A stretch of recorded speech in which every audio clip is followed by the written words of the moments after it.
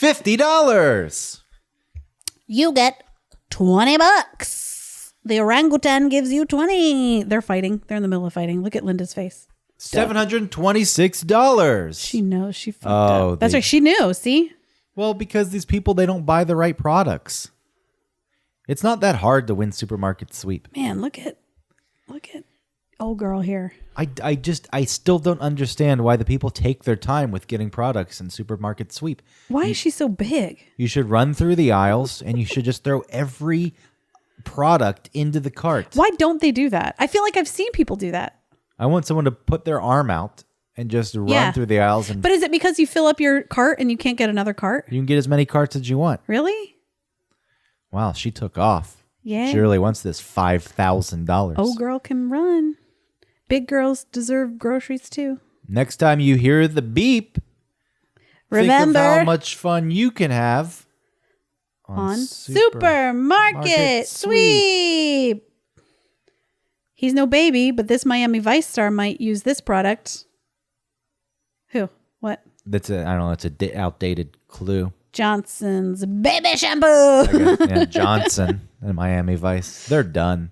I mean, they're in the right aisle. He saw it. They got 20 seconds to get to the next one. If Christmas in San Francisco bugs you, it might remind you of this mist. Gorillas in the Mist. Holiday Fogger. What is that? They're done. These are hard clues. Yeah. Time's up. Yeah, time's up, chumps. And then they go back to the front and then they say to them, "Oh, but congratulations, you won $862. Make sure you tax that so you actually get $20. I would not cheer for it. I would walk away. I would not be happy. No, you have to be a good loser. No, What's it called? A good sport? I mean, yes, that's the way. Those chips aren't real, right? Look. Is all this food fake?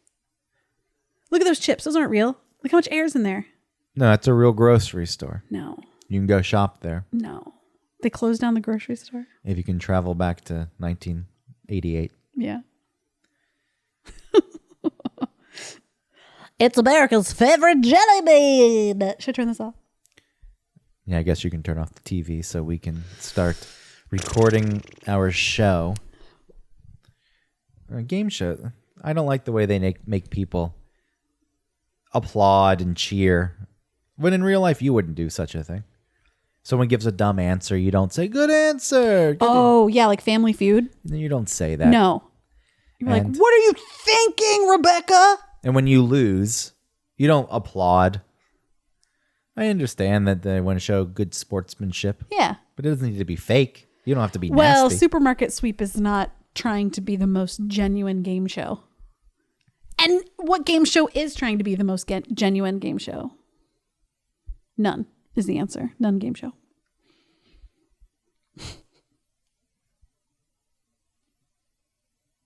I don't know. You have me stumped.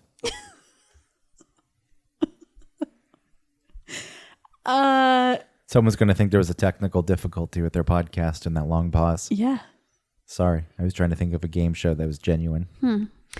Oh, what about that one that was on MTV where they were like, you know, sha-na-na-na, hey, hey, goodbye. I don't know what that is. With that guy, and Adam Sandler was on it sometimes. Oh, I have no clue. Oh, that's called, I'm going to look it up. Hold on. Game show. Na na na na. Adam Sandler. Hey, hey, hey. Goodbye, Sandler. Oh, no. Can I tell you something? What? Oh, no. My subscribe and save toilet paper delivery is temporarily unavailable. Yeah, I told you the toilet paper was going to run out, and you thought, "Oh, I have a subscription. I'm okay." Yeah. Oh, no. You thought you were smarter than everyone else, but you weren't. Oh, no. I have like 3 rolls of toilet paper left at home. That's real bad. Well, the Scott's toilet tissue is still around. Oh, you mean that? Yeah, the stuff you use in a gift bag, that kind of tissue paper. That's what I had to get because people were crazy and they Yeah. bought everything at the store. Man, that sucks. Okay, before people go nuts, let me look up this Adam. It was an MTV game show. I'll put Adam Sandler. Yeah, there we go. Remote Control. Did you ever watch Remote Control? No, never. Not once. I feel like if maybe that was a little bit more genuine because it was on MTV, it was probably for like Gen Xers. It wasn't, because it wasn't like a family on there trying to be like supportive and like, we're going to do it. It was like, no, we want you to lose. We enjoy singing the hey, hey, hey, goodbye to you song. What year was that out? Was that Sandler's heyday? He was doing TV game shows on MTV in his heyday? 87. Oh, it was before. 87? Mm-hmm. No, I never watched that. I was too young for MTV. I loved MTV. I guess I wasn't interested. I wasn't not allowed to watch it. In 87, when I was 5, I had no interest in MTV. Oh, I had interest in MTV. I liked Nick, Nickelodeon. Yeah. I loved Nickelodeon. How'd you feel about Are You Afraid of the Dark? Scary? No. No. I always wanted it to be scarier than it was. I didn't really watch it. Oh, really? I mean, I don't like horror. Well, it wasn't. It was like kid horror. Yeah. I mean, what I did watch, it wasn't that I was scared of it. I just never got into that Yeah. genre. Genre. You never got into the children horror genre on Nickelodeon? Yeah, no horror genre at all. Mm-hmm. Any type. What about vintage horror? I mean, genre. I mixed them up. No. No, vintage. None of it. Vintage horror genre. Never interested in me. What about people act stupid? And I know that's like it's been pointed out a million times. It's not like I'm being original in this, but the characters are idiots. They do things they shouldn't be doing. I don't want to see people be slaughtered anyway. All right. Jump scares are cheap. What about The Exorcist? Yeah. Oh, were you not afraid of The Exorcist? No, I feel like Poltergeist scared me at some point. Poltergeist is so scary, but Exorcist is for real scary. I feel like Poltergeist is like, we're going to scare kids with this and adults are going to be like, like grossed out or creeped out. But with Exorcist, that was for real frightening. Yeah, I guess because I didn't buy into any of that. Since the moment I found out I was going to die, I never believed in heaven. So yeah, none of that's real. The ghosts, I didn't believe in either. When I watched Unsolved Mysteries, the only thing that scared me was the aliens. Ooh. The ghost stories didn't scare me. The actual murder stories didn't scare me. Yeah. Like the thing that's most likely to happen. Did you watch Rescue 911? Yeah. Yes. I loved Rescue 911. The reenactments. Yeah. I think I was young enough where I was like, no, this is how it went down. This is probably how it went down. Yeah. I had a friend who loved it, Rescue 911, because he was a kid who wanted to be a police officer his whole life. And I don't know if he actually became a police officer. Maybe he changed his mind. But he loved that show to the point where no matter what we were doing when it was on, he would have to drop everything. Wow. And go watch it. Rescue 911's on. It's okay. Wasn't it on in the evening? Yeah. Oh, okay. But in summer, Yeah. even if it was, I guess it was probably You're repeats. in the middle of some, fort activity in the woods, and he has to make it home in time to watch Rescue 911. Yeah, the old triangle dinner bell rings, except for it's Rescue 911. And Chris! Ding, ding, ding, ding, ding, ding, ding, Chris! Ding, ding, ding, ding, gotta go. He's the kind of kid who would probably watch one of those videos of just first responder vehicles driving down the road that people put on YouTube. That somehow get thousands of views. This is not a video of anything happening except a ambulance or a fire truck just passing you on the road. That's it. And then you look down at the comments in those videos, and what did they say? They're like, oh, the M93 really looked good at 5:52 mark. Pretty awesome. Yeah, people would talk about the different models of fire trucks and which ones were older and being phased out. Yeah. I can't make fun of those people too much because I know a lot about the subway here in New York, Yeah. which is ground zero for COVID. Oh my God. We don't even know what our topic is going to be tonight, really. Yeah. We kept trying to kick around a topic, and it was difficult because any topic that came up seemed to be influenced very much by the COVID situation we're in. So, and personally, and you can tell me if you want to, if you feel differently. I don't want an episode about coronavirus. I don't. No, but it's dominating everything right It now. is. And so it's difficult to not infuse that in whatever topic we talk about. So, Well, it's got me bummed out. yeah. It's dominating my brain. It's not the virus itself that's got me bummed out. It's the reaction to it Yeah.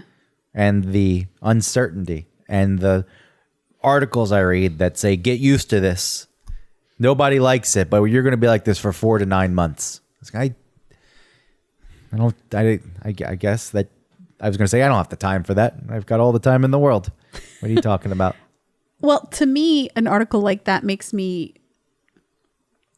one, mad, and two, I don't believe it. It makes me annoyed that it exists because I really don't think, I mean, someone isn't going to put out an article saying like, this is going to last 2 months, everybody relax. They're going to say like, it's going to last forever. Just wait. This is it forever, you guys. And I could be wrong. I felt very confident before everything really started to kick off that the situation we're in right now would never happen. And here we are and it's happening. So I can't say that my instincts are always right, but I still feel like this isn't going to be, I mean, okay, it's going to take a long time for the waves in the pond to settle, you know, but I don't think it's for your life and for my life. I don't think it's going to take until, May. I have no clue at this point. I was with you. I didn't think that things would get to the point where everything was shutting down. Yeah. We should also just state that why are you here? I should ask you that question. Why are any of us here? I was like, you're in New York. Yeah. You came into the lion's den. Yeah. So originally this weekend, we had an interview scheduled for Carlton Moe, who plays Piangi in Phantom of the Opera on Broadway. And we were going to have him on as our second guest, and he was going to pick the topic, and we were going to have an interview. When you say second guest, you just mean that we've only ever had one guest on the show. Right. Our first guest was Lucky Yates. And I feel like we'd be pretty picky about who our guests would be. So, yeah, it was really exciting to think that Carlton would be on our show. And so, as you know, everything changes. It feels like minute to minute, but day to day, it's a new situation every day as to like what you're able to do, what others are willing to do or whatever. So I came up, but New York turned into the epicenter of Corona. So I mean, it was already there. It was labeled the epicenter while you were here officially. Yeah. So now that interview's canceled. So now we're just chatting, kind of. Yeah, because I don't know what topic to do. It's hard to get into a topic. Yeah. The topic with Carlton, well, we won't give away his topic. Which, I was excited about that too. I think some people, in the future, we're still trying to set this up. Yeah. And I don't want some people, because they don't like when we talk about Phantom, like, when he's on, we'll probably ask some questions about Phantom, but, we're going to stick to one topic. Our format. As best as possible. We're not doing that now or today so much, but he gets to pick the topic. And we're not going to just, plow through that. I don't know why I'm setting it up and selling it like this. I just know some people are like, we'll be bored. But he plays Piangi in the show. And I told Autumn, I said, just reach out to him. Reach out to him. He'll join. Why wouldn't he join? Yeah. That's not any insult at him. Like saying, he's not a big enough name, he wouldn't join. I just seems like the kind of guy in his social media posts that he would join the show. So We had that set up. We actually were going to record in a studio Yeah. instead of my living room or our normal recording setup where Autumn's not even around. But yeah, that fell apart. So here we are, socially distant, Yeah. surrounded by so many people. Millions of people, but isolated. We just went on a drive through New York today. Yeah. Autumn's that was car the best was way here. to do it because you don't actually have to get around and walk anywhere and like interact with anyone. Just stay in the car. Stay in the car. Not so much traffic and look at the sights in New York. And then you just wanted to go see the Real Housewives sites. Listen, I didn't just want to see that. Everywhere we went, I was like, could this be a place where a housewife would be? Is Ramona here? You know, that kind of thing. Look, here's the Natural History Museum. Where's Ramona? Yeah, Look, I've the seen Chrysler Building. Where's that one? Carol Radziwill, Bethany. Dorinda. I know where a lot of these people are. They're not here. Yeah, they're not here. Luann's in the Hamptons, and Dorinda's in the Berkshires. At her house in the Gross. Berkshires. It's so disgusting. Anyway, and maybe Bethany too. I And wonder you if support Bethany's. this. You support these by watching this show. Yeah. You allow these people to just escape to their Hamptons home. What do you mean? I allow them to do that? You're helping them make more money. Yeah. Just allowing the rich to get richer. My favorite part of the drive was we went through the Hasidic part of Williamsburg. That was amazing. That's like a different country for anyone who's never been to New York. I don't want to set it up like go look at it like it's, some Yeah. tourist attraction. Like they're animals. It's just interesting Yeah. in the sense that this community that is so different than most of our culture exists right in the middle of Brooklyn. And you go there, it's like being in a different country. Yeah, they have their own stores, their own buildings with the writing, the Jewish writing on it. Hebrew, thank you. The Jewish rat. With all them Jew writings on the building. And yeah, it was so cool to see everyone. And it was the busiest of any of the communities that we drove through. This is one of the things that's going to continue the spread Yeah. of COVID. It's like they're not practicing any kind of social distancing. None. Zero. We were being assholes to an extent, going out, walking around. No, we weren't being assholes. We weren't congregating in crowds. It was the two of us walking in a park or something or walking on a street. And we weren't like getting together with anyone here. It was just us walking around. It wasn't that big of a deal. And there were a ton of people in the parks. That's what I mean. Going out, there's a lot of people who are just not taking it so seriously, which, look, it's just fine. I didn't really touch anything. I guess it's not fine to not take it seriously, but in my mind, I don't know. I have very mixed feelings about the whole I thing. know. Yeah, I do too. Because I do feel like it's somewhat of an overreaction. We don't have to get too deep into it Yeah. because I know everyone's talking about it. But then there are people who are at risk and you want to protect those people. But then it's destroying the economy. And then I get a phone call that says they're going to cut my hours in half at work, which, look, half hours is better than no hours. Mm-hmm. But that makes sense because, I work in post-production. You have to have productions to have things to edit. And they've shut down all productions. So, sure. I was like, when is that going to get back up and running? When it does get back up and running, what does it look like? Yeah. What about the people who are going to spend money for our productions? Do they still have money to spend on the productions? Like, it's a part of it. It's like, you're really just destroying everything. You're just ripping it all down Yeah. because we don't know. And it's gross that it's become a political thing. That bothers me. It's like, if you believe that it's not a big deal, then you're conservative. If you believe it's a big deal, then you're liberal. It's like, shut up with all of Well, it. yeah, I think it's tied to like climate change, right? And like believing scientists and stuff. Well, I mean, there's a big thing here with it was created to destroy the economy. So Oh, right. Trump would lose the election, but we'll show those people. Let's get out and stop all of that. Yeah. Just stop it all. I don't feel like that's the majority of people. Yeah, but the people buy into it. And I just, I think it's gross at this point in time with this thing that really is an event like none other in anyone's life who's been alive had this to deal with, and it's turning into this.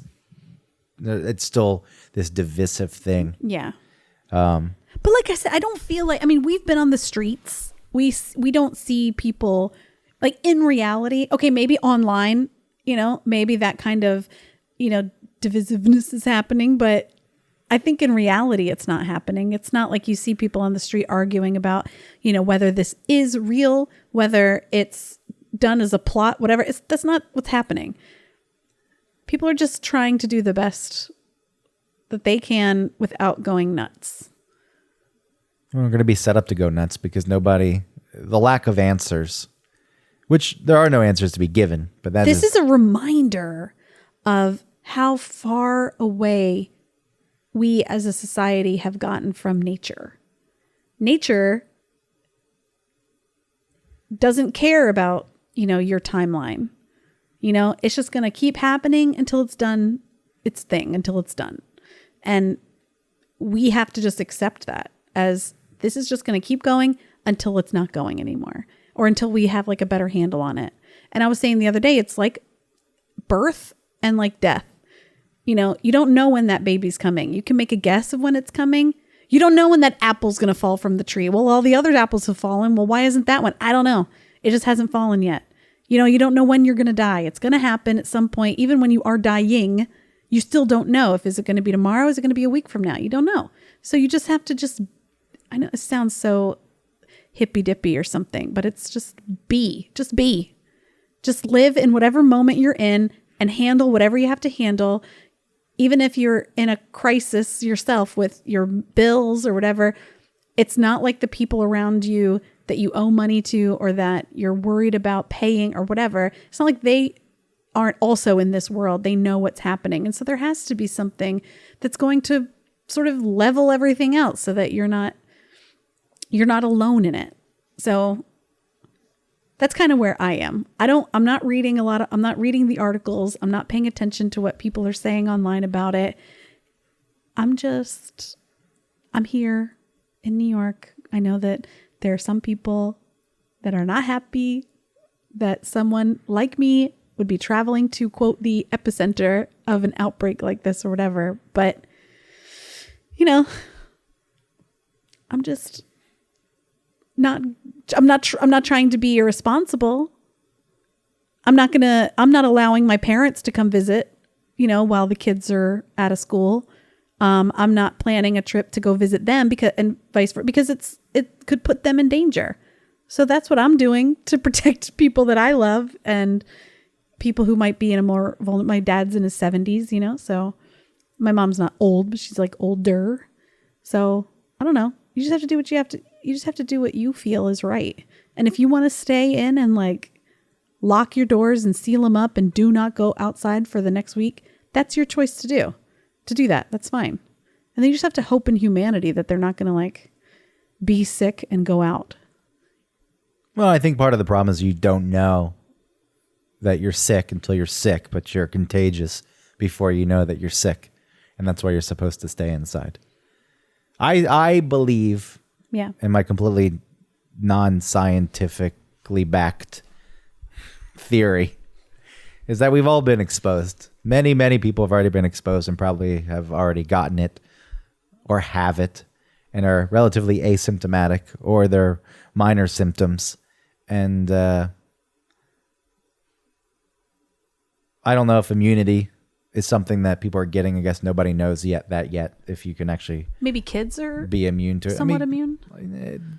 This is the thing. Nobody knows anything about it, and that's why they're acting this way. But there's a complete lack of control. I'm a pretty resourceful person, and just living here and finding jobs and work.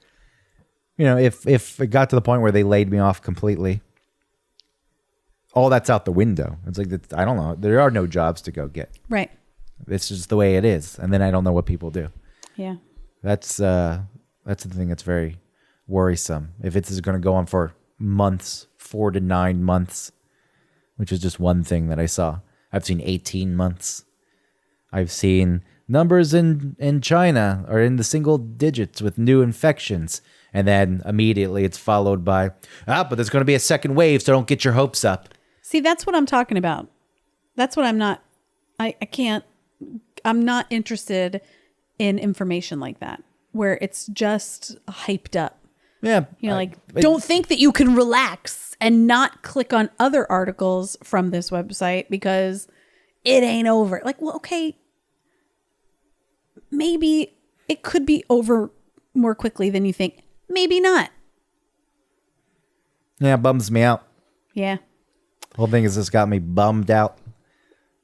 And like you said, we're all in the same boat. It's not like there's a lack of understanding since it's a strange event where everyone is affected the same way. Yeah. So when it comes time to pay that bill, nobody can pay that bill because so many people don't have jobs right now or have their hours cut or it's not going to be a unique experience. I don't know what happens. It all can come collapsing down. It's so fragile. And then this isn't, and this is another thing that isn't some unique thought. There's been plenty of stories, movies, things presented about the way humans live, the way we've built our societies, and how fragile they really are. If the supply chain breaks, everyone's fucked. That's when you're going to see chaos. Yeah. As long as the grocery stores can stay stocked. Somewhat stocked. I know right now there's still people going in there and, that's another control thing. People just want control. All the jokes about the toilet paper. Yeah, sure, it's ridiculous. It's okay. Why? People just think, I'm locked inside for several weeks. What do I need toilet paper? And it just feels as though they're getting one over on the situation. Yeah. I bought a lot of it. I got a lot of toilet paper. I really showed this pandemic. So, okay, sure, if you want to do that. But, ultimately the toilet paper is still there. I don't understand why toilet paper is the go-to. I think it's just one of those things. People think of the things they need if they're going to be locked away. It's just a grasp for control. Food. Everyone, sure. But if this all breaks, it's finished. Then you're going to see some bad stuff start to happen. So let's hope that the supply chains don't break. I don't think that that's going to happen. But think about if this were a virus with a mortality rate higher than what this one is. Mm-hmm. If you got it, 50% chance you were going to die. There's even 20% chance. That's a pretty high percentage. The chaos would be insane. Do you think though that everyone would have been quarantined more quickly and everyone would listen to it because of the high death rate? Oh, sure. But then things like going to the grocery store, you wouldn't even want to go outside. No. So I don't know how you would get the food. You couldn't have delivery workers. The supply chain probably would break. You wouldn't want people wouldn't want to go be driving trucks to deliver groceries if there's a chance they get this virus that's 50% chance it kills them. Well, that's not happening. So that's good. No, but it gives an insight into how quickly things can Nature doesn't give a fuck about you. We have built up our community and our environment around us to think that we have control over it. And in some ways we do, but in very much other ways we don't. Anybody who's been, like their house been torn down from a tornado or something, you think like, this is my home. It will always be here. And then the tornado just flattens it or something. Yeah, but that only really has an effect on that person. Right, even a person who's a neighbor whose house is left untouched because tornadoes are strange like that. They can see where their neighbor's house was. Maybe they knew that person, so they can empathize a bit with them. And you can try to do it as a person who doesn't know. You can empathize, but it doesn't really mean that much if it doesn't happen to you. I guess not. But that's leading into this. It affects everyone. Yeah. It's affecting this podcast right now. This podcast that we said we weren't going to talk about Corona, and here we are. Well, I think we're just talking about it in a different way. We're not getting too deep into the a lot of people have talked about it, what it means, why the things are happening. Sure, I feel bad for the way that I feel about it. Which is? That I don't think, I think that I already had it. I really do. This was before, it was just like a little bit of like a whiff of it was happening somewhere else. And I just was like a little sick. I talked about it on the doctrine. I was like, I'm sick, and I don't know. I didn't quarantine myself. I mean, I did in some ways. I drove here, and then I feel like you and I have been sort of quarantined. I mean, we went out in the park. Is that not being quarantined? No, you didn't stay. You didn't stay 6 feet away from other people. I mean, basically. If I didn't go. you not distancing yourself when you were showing signs of being sick, maybe that's a little irresponsible. But I didn't know. I just felt like I just had a little bit of a cold. This was before. Yeah, this was also weeks ago. Yeah. So at this point, I think if those symptoms had popped up, you wouldn't be out.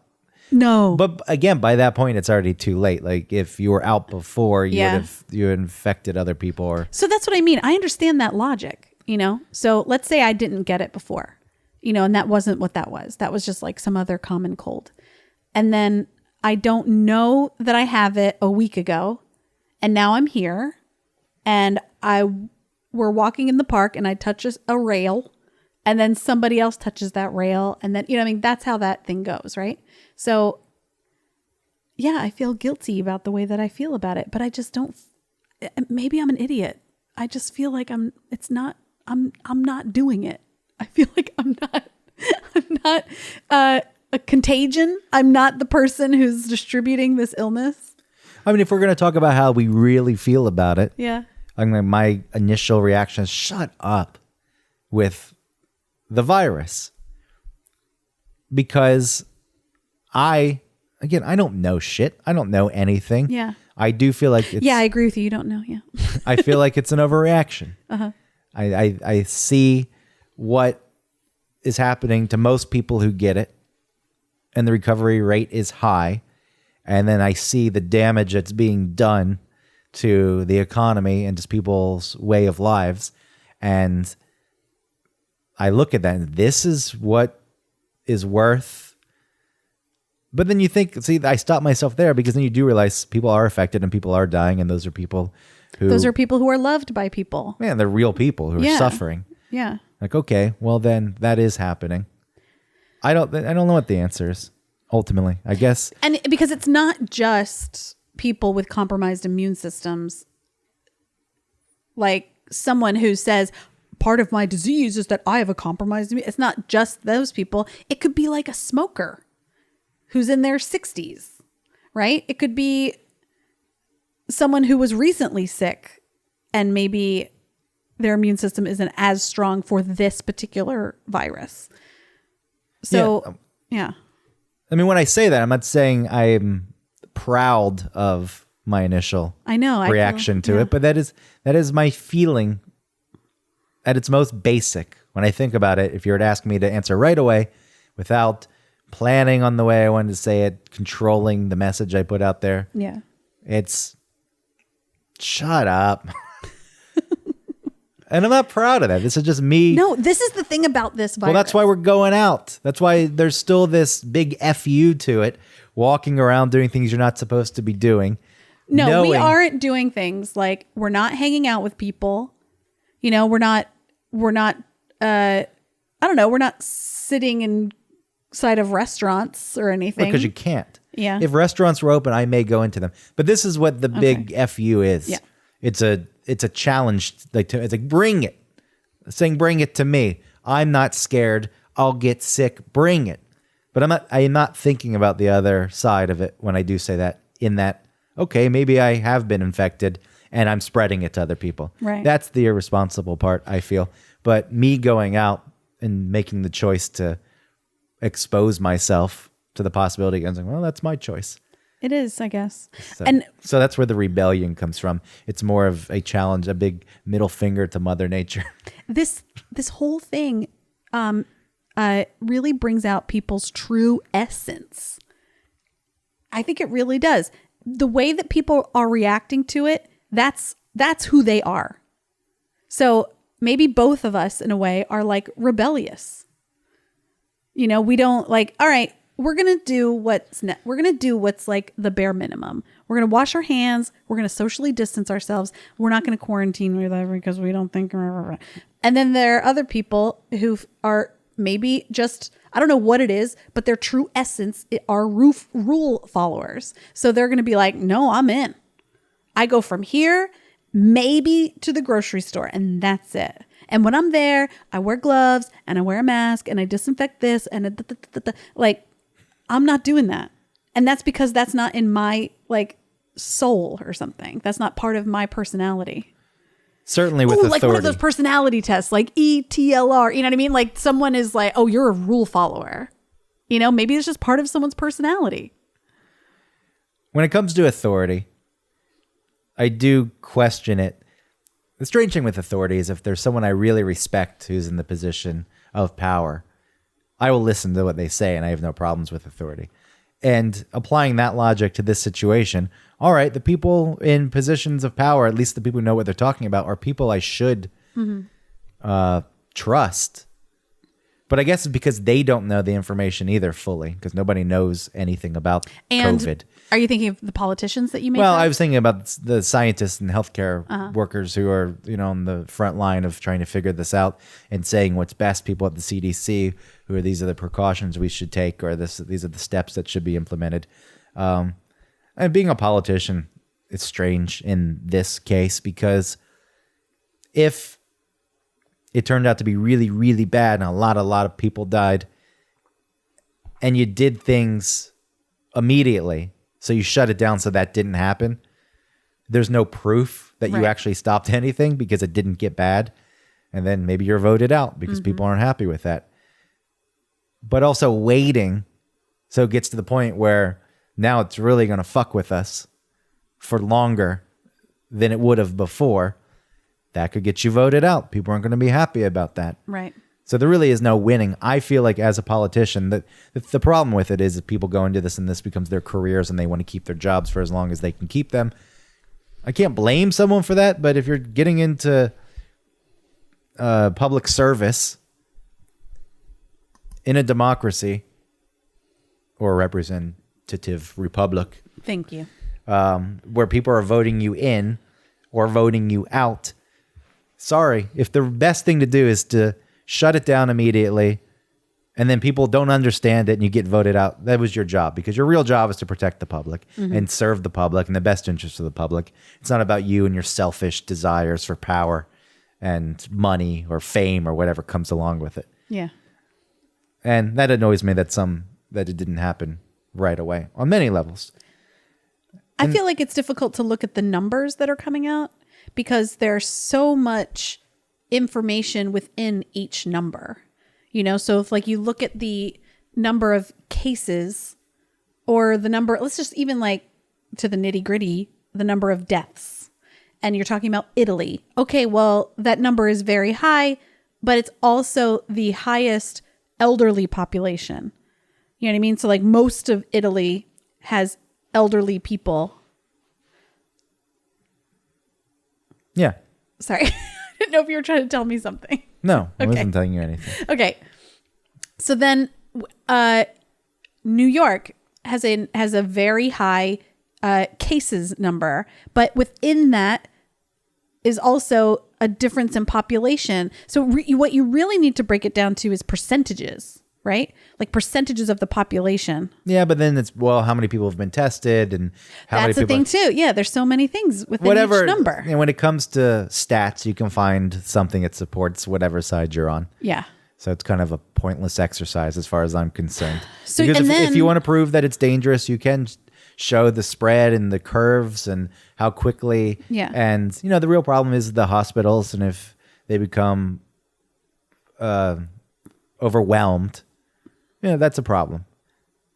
And that's what you're trying to stop ultimately. Mm-hmm. And if you're on the other side and you're trying to prove that, it's not so bad, then yes, you could say, well, these numbers are here, but look at the population of New York and do the percent. We don't even know how many people have it because Right. Yeah. The tests are only given to people who are already showing symptoms. There's a lot of people who probably have it who aren't even wanting to get tests because they don't know. So it's all unknowns. It's a lot of filling in blanks. Yeah. And as I was saying earlier, though, with the politicians, then I was saying I get angry that it took so long, but I'm also angry now that it's happening at all. So there's no winning. Right. I don't know what you're not gonna appease me unless this just goes away, which it's not just going to go away. So Yeah. it is the current state of things. And I really hate it. I do not like it. I don't like the prospect of my life. And it sounds very selfish, but that's what I can think about right now, because when you're sitting inside and you're not seeing things, when you do see things and they don't seem so bad, even though you know that they are, there's a disconnect, and you can try to tell yourself as much so. What do you mean? Like us going out and seeing people walk around and Yeah. it not being like desolate and, Yeah, it doesn't mean that it's not bad. things burning on the streets and things. It doesn't mean that's not bad, but then there's a disconnect, and Yeah. you see that, and then you're told you have to stay inside. And then there's people in a suburban area who are self-quarantining or just staying inside more often, only reading articles or watching the news and not really interacting or seeing what's actually happening on the street with actual people. And I think that makes a difference in how people react to what's going on and people's fear. And typically people who, I mean, I'm not saying like the suburbs are I'm not saying that it's a bad place, but typically people who are in the suburbs are a little bit more fearful, I think, of the world. You know what I mean? You're not dealing with as many people, as many social interactions. It's a little bit more of like a, I don't know, more of a guarantee of polite society than maybe if you were in a city. Because in a city, you're gonna see things you don't want to see. There's gonna be interactions that you don't want to have with people, whatever. So I think that your reaction within those places is gonna be different to the news than if you are in a major city. So maybe that's why like you belong in a city, because you're like, I'm not afraid. Maybe I should be a little bit afraid, but part of my personality is like, I'm not afraid. Yeah, whenever you don't have knowledge on a topic and you're left to fill in blanks, it does lead to, you're talking about people and maybe in the suburbs who just in general aren't encountering the kind of things you encounter in a city outside of the virus. And so you're left to fill in blanks, and it's probably scarier than it really is in the city, because you hear things, you read things, you're not there to see things, you fill in the blank. Oh, it's the worst. And then, the overcompensation could be, I'm around, I see all these things, and I've always felt relatively safe, and the world isn't as scary as it's presented. But all that stuff does happen, and just because you don't see it doesn't mean it's not real. Right. And I don't know. But what you fill in the blanks with is sometimes the scarier, darker parts of you, and not necessarily the reality. Yeah, I paused and said, I don't know, because again, I realize I'm being very selfish in my view on it right now. Yeah. And some of that is, You are selfish, yeah. well, some of it's probably the pushback on, I see the articles that say it's going to go on longer and longer and longer. And it angers me. I get just angry. And it's not based on reality, because if that's what needs to be done, then fine. Yeah, because you're not, it makes you angry, but you're not going to not do it If I worked to in a protect hospital, someone else. if I worked in a hospital and I was around it and I saw the suffering, and I'm sure it'd be completely different. I would feel totally different about it. But I do things like look at the numbers and the percentages and see that I can't go to work, and that, at some point maybe work goes away, and That puts you in a spot that's scary and intimidating. yeah, because there's just, again, as I've said several times, lack of control. Yeah. There's no control, and there's still blanks left for everyone to fill in. That's what we're all doing, is filling a blank. So whenever you are left to fill in a blank, it's never a good thing. And everyone's doing that. Even people who are experts are still filling, they're trying to fill in the blanks properly. Right, based on experience and knowledge of viruses and But that's what they're still filling in blanks. right. Because the knowledge just isn't there. So hopefully more Do stuff. you believe in better safe than sorry? For myself, Yeah. if you're talking about me, no. No. I've said, I say this, I don't want to get sick and die. No. But the way I present this, I said to several people, then I'll probably become infected. And if I die, then you can say, You got what he deserved. That's your gift. Your parting gift is to anyone who thought you should be doing things differently. I told you so. What are Yeah. you doing? I told you. But that's my choice to make. Yeah. But it's not my choice to make for other people. And You do that by possibly infecting them when you don't know you're infected. yeah, since you don't know Yeah. and you become infectious, Yeah. you can spread it before you know that you have it. Okay. So that's not it's not my place to make that decision for other people. So what this is the real weird thing with this. Yeah. I just hope that the situation changes sooner than later because Yes. I don't know. I'll just lose my mind. And not in a good way. Not like, oh, I'm getting stir crazy. I just don't know if I'll go to a dark place. Yeah. Spiral. Yeah, that could happen. Yeah. I didn't mean for this episode to be about Corona. I know, but look, It's happening all around us. it's dominating right now. And I know Yeah. that people may listen to the show because they want to get away from that. And we'll get back on track next week. Yeah. When we talk about Well, I don't know. deli meat. Possibly. That's not a bad topic. Well, I enjoy a good deli meat. That Yeah. ties into this. I think we talked about with sandwiches in the sandwiches episode with Lucky Yates a bit, but Okay. Yeah, maybe so. I'll talk about deli meats. Yep. It's got to be boar's head. Sure. Thin. Yeah. Always shaved I like the shaved, but then I feel guilty asking for it shaved because it's annoying to do. Yeah, for the person. Oh, God forbid they have to move their arm back and forth 20 times to make a pound. God forbid they do their job. It can be a lot. I asked someone to shave it before, and then I went on my merry way in the grocery store, did my shopping, came back, and I don't know because I wasn't there to keep an eye on them.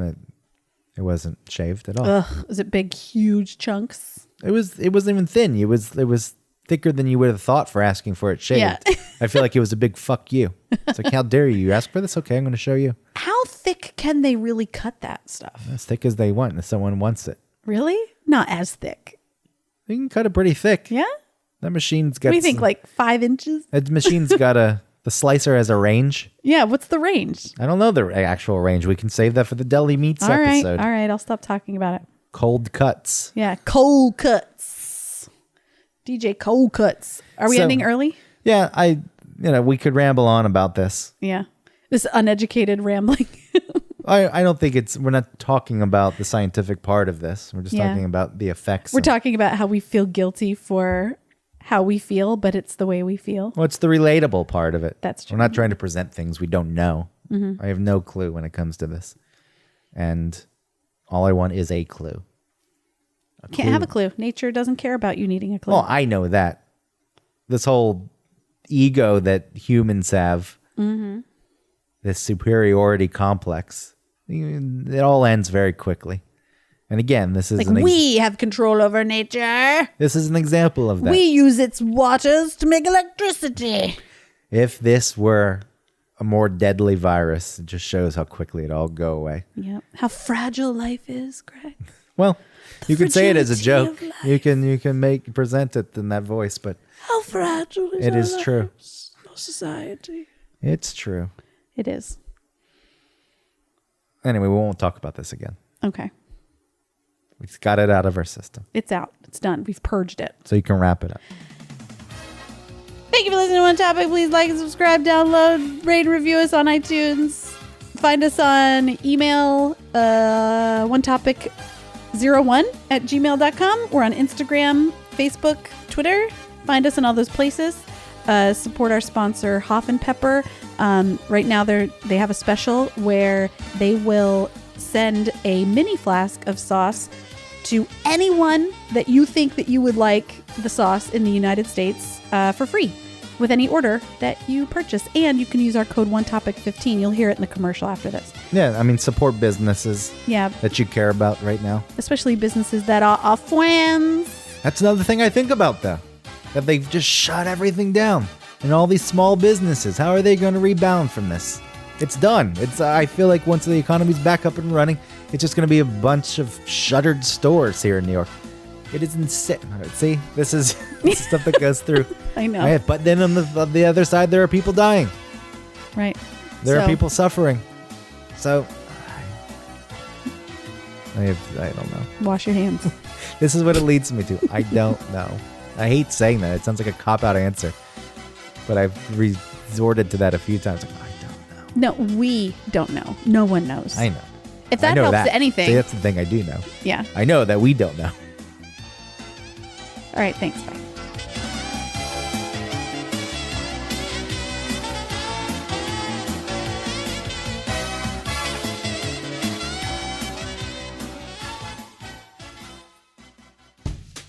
Hey, Greg.